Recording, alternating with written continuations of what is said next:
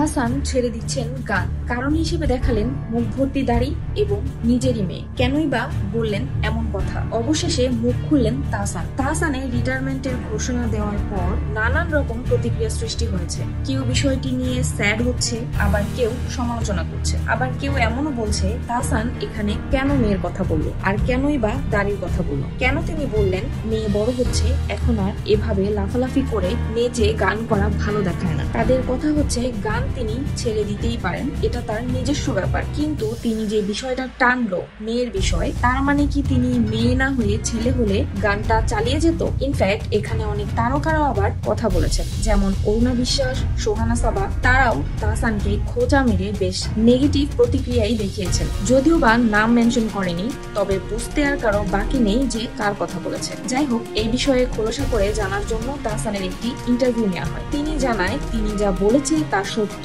তিনি সত্যকার অর্থে রিটায়ারমেন্ট নিচ্ছেন। তিনি চান সবাই যেন আস্তে আস্তে তাকে ভুলে যায়। তিনি শুধু কনসার্ট না, আর কোন নতুন গানও করবেন না, এমনকি কোনো বিনোদন আড্ডায়ও তিনি থাকবেন না। এবং তিনি এটাও চান যে ইন্টারভিউটি তিনি দিচ্ছেন এটাই যেন তার শেষ ইন্টারভিউ হয়। হঠাৎ করেই কেনই বা এমন সিদ্ধান্ত নিলেন তিনি? তবে কি কোনো কারণে কষ্ট পেয়েছেন তিনি? তিনি নিজেই বলেন, যে গানকে এত ভালোবেসেছি সেই গান ছেড়ে দেওয়ার সিদ্ধান্ত মোটেই সহজ ছিল না। জীবনে এমন কিছু তিক্ত অভিজ্ঞতার শিকার হয়েছি যে এই প্রস্থানই একমাত্র পথ। তিনি বলেন তার এই সিদ্ধান্ত নিয়ে তিনি খুব বেশি কথা বাড়াতে চান না, তাহলে জিনিসটা একটু বেশি ফিলোসফিক্যাল শোনায়। তার জীবন দর্শনে কিছু পরিবর্তন এসেছে বলেই তার এই সিদ্ধান্ত।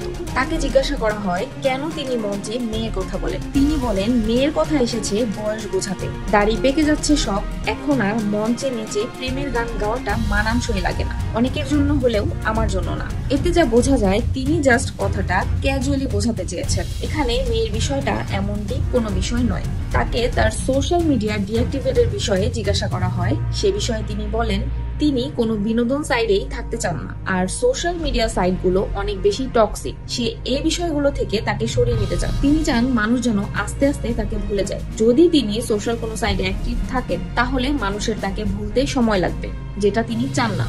এখানে তো অনেকে এরকমও বলছে যে তার এই সিদ্ধান্তকে অবশ্যই রেসপেক্ট জানানো উচিত। ভিডিওটি যদি ভালো লেগে থাকে তাহলে একটি লাইক, একটি কমেন্ট এবং একটি শেয়ার করে দিবেন, আর অবশ্যই সাবস্ক্রাইব করে দিবেন। আপনার একটি লাইক, কমেন্ট, শেয়ার, সাবস্ক্রিপশন আমার পরবর্তী ভিডিও বানানোর অনুপ্রেরণা যোগায়।